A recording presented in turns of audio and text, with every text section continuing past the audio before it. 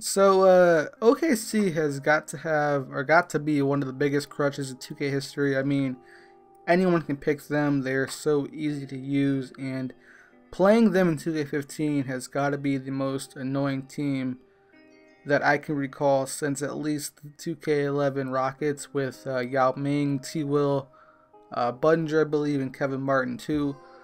It is just overwhelming at times. OKC, it's like people will literally pick them just because you can force a baseline with Durant and Russell Westbrook, because almost every time they take 2 to 3 people with them in an animation and force their way to the rim, you get either a call or make it through those 3 people, and it's just absurd, really.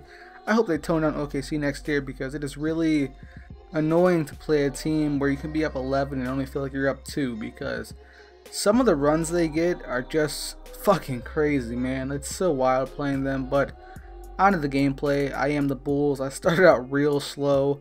I was playing 4-minute quarters. I believe this was on World Gaming, and I rarely pick the Bulls anymore just because I hate Jimmy Butler's jumper. I think it's kind of ass. Look right there. Westbrook took 3 Bulls to the paint, finished over all 3 of them. I mean, okay, he does it in real life, but not every fucking game. It's so crazy to see with OKC, with Westbrook and Durant, and how overpowered they are. But I wanted to discuss my timeout pattern I use, so you don't have to put in your bench players anymore. How I use this, you have 7 timeouts, right? And what my best advice is to use halftime as an 8th timeout. So what you want to do, I would call a timeout at the 3-minute mark in the first quarter, and then call another timeout at the beginning of the second quarter, then call another timeout about the 2:30 mark in the second quarter, then leave halftime as a timeout. So there you've only used 3 timeouts. You have 4 for the second half. And for the third quarter, I would definitely use 1 timeout around the 3-minute mark or so, and then another timeout around the beginning of the fourth, or really late into the third, like 30 seconds left or something like that. So you have 2 to 3 timeouts going into the fourth, and you can space those out any way you like.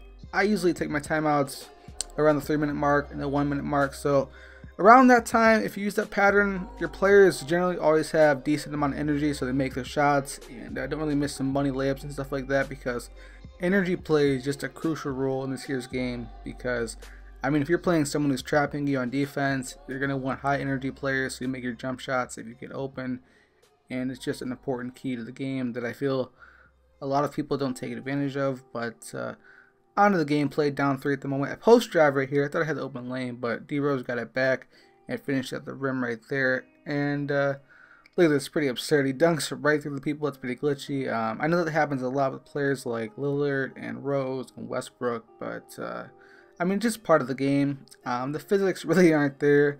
I mean, you still have people dribbling through each other's hands and stuff, so ball physics are kind of trash so far. I hope it's fixed for next year, because you could be honestly playing the best on-ball defense in the world and have your hand right on the ball and you still won't rip it away. It's just pretty absurd. And I think that's why a lot of people don't play man defense, because it's so hard to steal the ball, at least on Hall of Fame Sim, if you're manning up. But onto the game. Russ scores right there. 1-point game at the moment. Westbrook is so scary this year's game. It's pretty crazy, because he can like light you up with threes just out of the blue. But I want you guys to check this out. Look, there's a no call right here. A blatant foul on Taj Gibson, and there's just too many of those. It's just unexcusable, really, because I mean, there's so many touch calls, it just makes no sense, and there's so many blatant no calls. Like, this game needs to be balanced with foul calls, definitely, for sure, and stuff like that keeps OKC, Cleveland, Houston, and teams like that in the game, because you can be playing smart basketball and just you'll lose to someone who's an idiot playing stupid basketball, because they force everything with the star players. And it's just unfortunate, because 2K rewards the bums, really. I mean, what can you do against Durant forcing all the way into the paint? You can't control anything. And right here, I knew he wanted the 3 so bad. I was right there with Noah looking for the pass, and I let it go. I used it off of him, and Durant's open for the 3, and of course he hit it. Only 3 hit all game. I mean, 2K is like that. I mean, sometimes they will literally not take a jump shot the whole game, right? And then when they absolutely need one, 2K let them make it. It's just so crazy to play OKC this year. I mean, you'll experience with them and the Blazers, it's probably the worst, because the momentum shifts in those games are just terrible. But Durant hits his other 3, 1-point game. You know me, in free throws, I always got to miss one. I want to get the ball to Derrick Rose, and he gets fouled coming up here. And Rose's free throws are kind of sketchy, but he's pretty solid overall. He makes both of them here. Gonna make it a 3-point game. And right here was scary as fuck, yo. I thought this was a 3 for sure. Russ pulled up, wide open shot. Seen it was a 2. And from there, he just didn't foul me. He let me run up the court with Derrick Rose. And I ran the timeout. But if you enjoyed the game, drop a like and subscribe. I'm out. Peace. And make sure you guys check out the Chris Paul video. Deuces.